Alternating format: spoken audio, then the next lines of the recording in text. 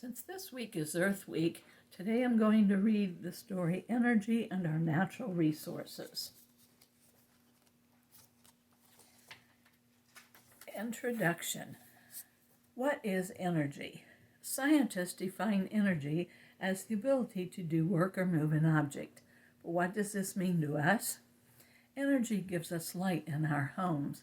It allows us to move by car, boat, train, or plane. It lets us watch TV and play music. Energy allows us to make things we need, such as clothes, food, and shelter. It helps to keep us warm in the winter and cool in the summer. Where does this energy come from? Earth is like a treasure chest filled with gifts. Many of these natural resources allow us to make energy, but we shouldn't take them for granted. If we use them poorly, we can harm Earth and run out of energy too. We get energy from oil, gas, coal, nuclear power, the sun, wind, and water. Each source has its good points along with some problems. Maybe you know what some of them are. Let's take a closer look.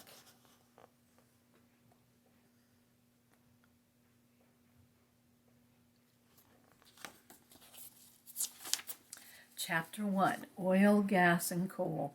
Oil, gas, and coal are fossil fuels native to the United States.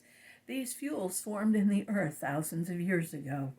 Through the years, decaying plants and animals got crushed and pushed and folded into clumps.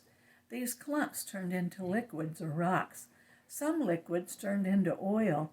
When the oil broke down, it gave off gases. Some rocks turned into coal. Oil is found underground. A long drill digs a deep hole to find the oil. The drill must pass through layers of sand and rock. The energy and products we get from oil make our lives easier, but drilling, transporting, and using oil can hurt the environment. At times, forests are cut down to run oil pipes under the ground. Huge tankers transport oil. If the oil spills, it can harm native fish and seabirds. When oil is burned as fuel in cars or to heat our homes, it gives off gases that pollute the air. Research on cars that run on other types of fuel may change that.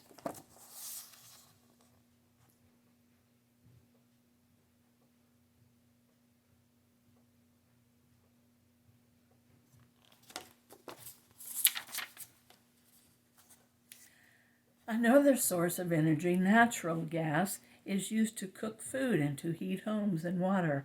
Pockets of this gas are trapped in the rock and soil under great pressure. By getting at this trapped gas and bringing it to the surface, we can use it for energy. Workers search for gas by sending vibrations down into the earth. They use a special tool called a vibrating pad.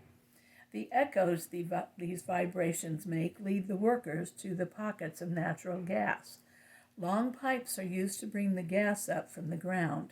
Then it is cleaned so it can be used as fuel. Gas burns cleaner than oil. Because of this, many people choose gas to heat their homes.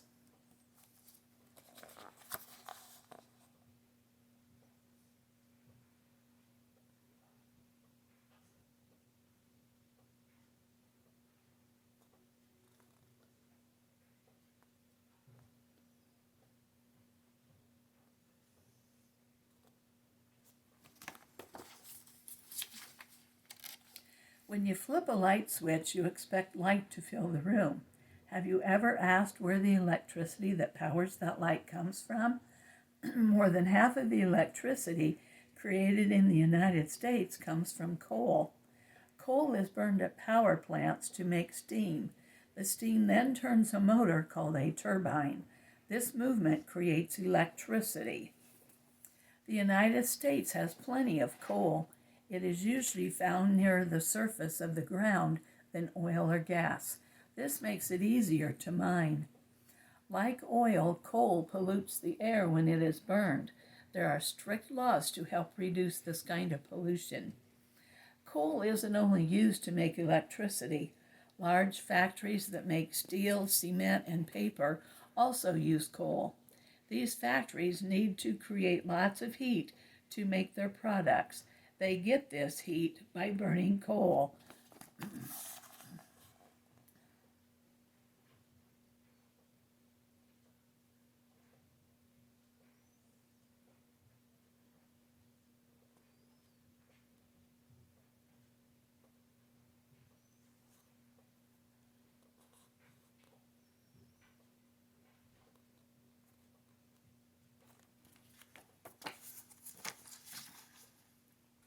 Chapter 2, Nuclear Energy.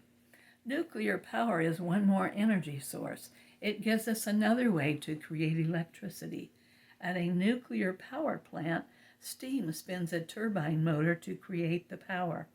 This time, the steam comes from a different method than burning coal. Nuclear power plants split the atoms of a metal called uranium. The heat released when the atoms are split makes the steam that turns the turbine.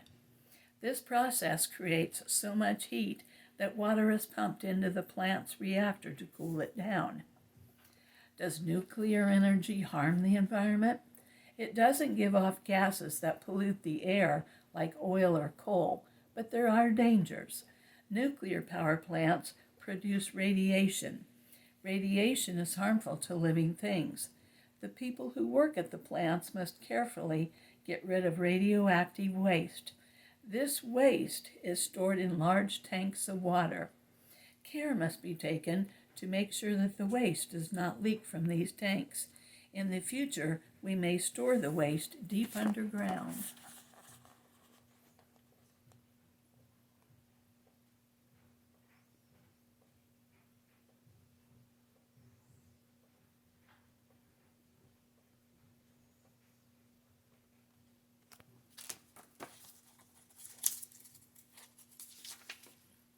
Chapter 3, Sun, Wind, and Water.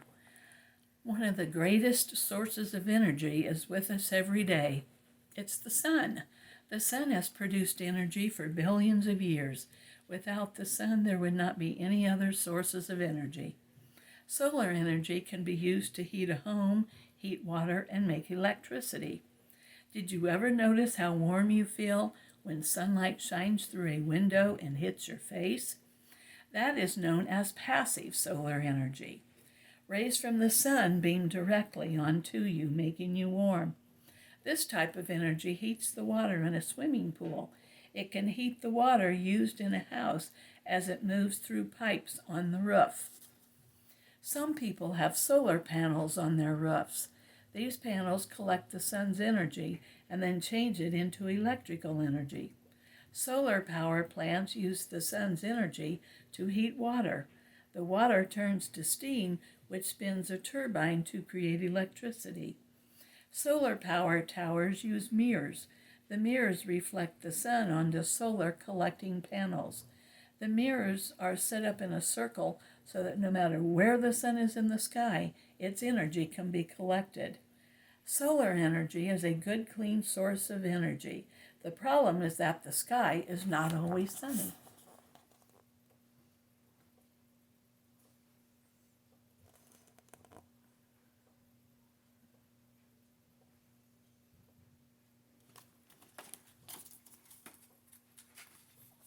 Have you ever flown a kite? Then you know about the power we get from the wind. Wind has been an energy source for thousands of years. Sailing ships use the wind to push their vessels along rivers or seas. Windmills were used to grind grain like wheat or corn. Other windmills were used to pump water.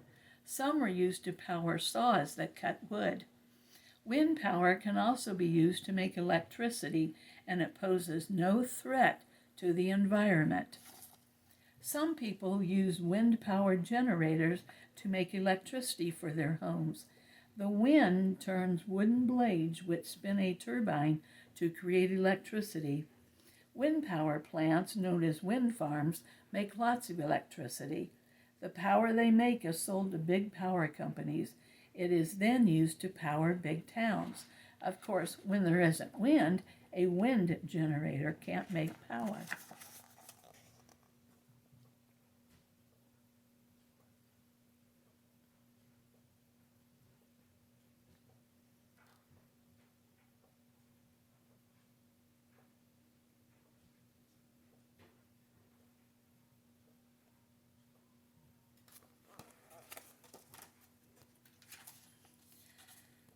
You know that water is used for drinking, bathing, and to help plants sprout.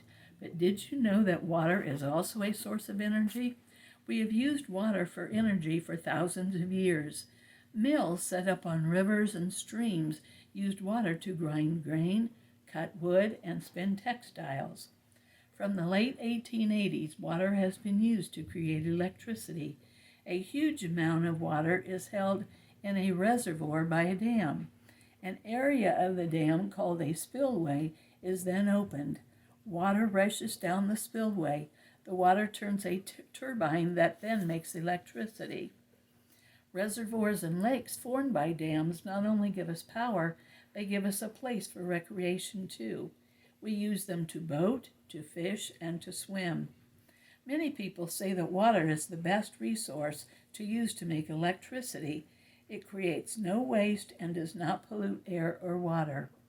But as we've seen, no energy system is perfect. When we control the flow of water, animal habitats are changed.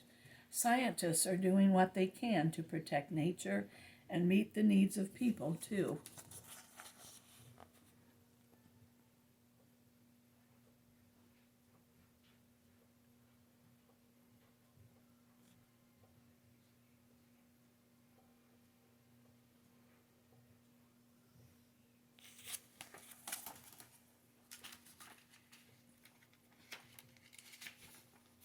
Conclusion. What would life be like without energy? There would be no gasoline to move our cars. There would be no heat to keep us warm. There would be no electricity to light up our homes. Using fuels to create energy is an important part of our lives. Each type of fuel has both good points and problems. We must choose wisely and balance our need for power with our need to protect the environment. That task will take quite a bit of our energy.